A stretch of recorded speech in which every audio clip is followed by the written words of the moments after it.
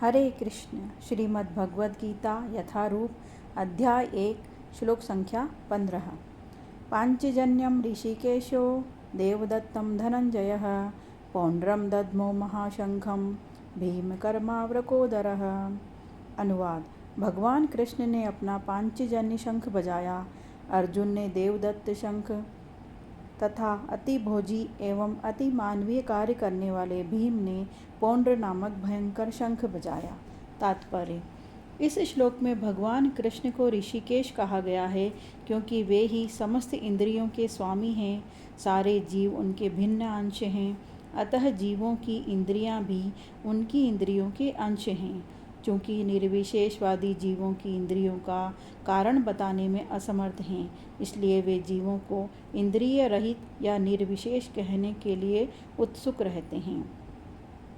भगवान समस्त जीवों के हृदयों में स्थित होकर उनकी इंद्रियों का निर्देशन करते हैं, किंतु वे इस तरह निर्देशन करते हैं कि जीव उनकी शरण ग्रहण कर ले, और विशुद्ध भक्ति की इंद्रियों का तो वे प्रत्यक्ष निर्देशन करते हैं।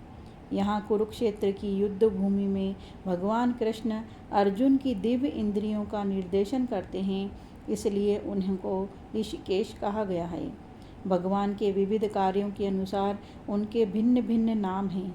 उदाहरणार्थ इनका नाम एक मधुसूदन है क्योंकि उन्होंने मधु नाम के असुर को मारा था। वे गोवों तथा इंद्रियों को आनंद देने के कारण गोविंद कहलाते हैं।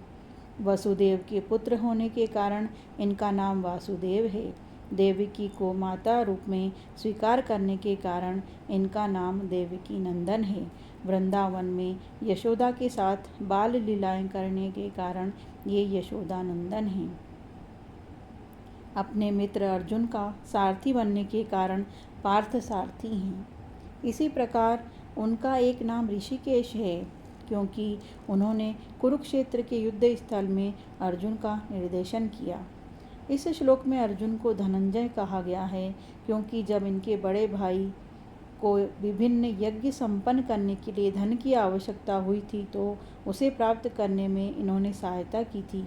इसी प्रकार भीम वृकोदर कहलाते हैं क्योंकि जैसे वे अधिक खाते हैं उसी प्रकार वे अति मानवीय कार्य करने वाले हैं। और जैसे हिडिंबासुर का वध, अतः पांडवों के पक्ष में श्री कृष्ण इत्यादि विभिन्न व्यक्तियों द्वारा विशेष प्रकार के शंखों का बजाए जाना युद्ध करने वाले सैनिकों के लिए अत्यंत प्रेरणाप्रद था। विपक्ष में ऐसा कुछ न था, न तो परम निदेशक भगवान कृष्ण थे, न ही भाग्य की देवी श्री थीं। अतः युद्ध में उनकी पराजय पूर्व निश्चित थी। शंखों की ध्वनि मानो यही संदेश दे रही थी। श्लोक संख्या 16। अनंत विजयम राजा कुंतीपुत्रो युधिष्ठिरः नकुलः सहदेवश्च सुघोषमणिपुष्पकौ। श्लोक संख्या 17। काश्यश्च परमेश्वासः शिखंडी च महारथः धृष्टद्युम्नो विराटश्च सात्यकीश्च पराजितः। श्लोक संख्या 18।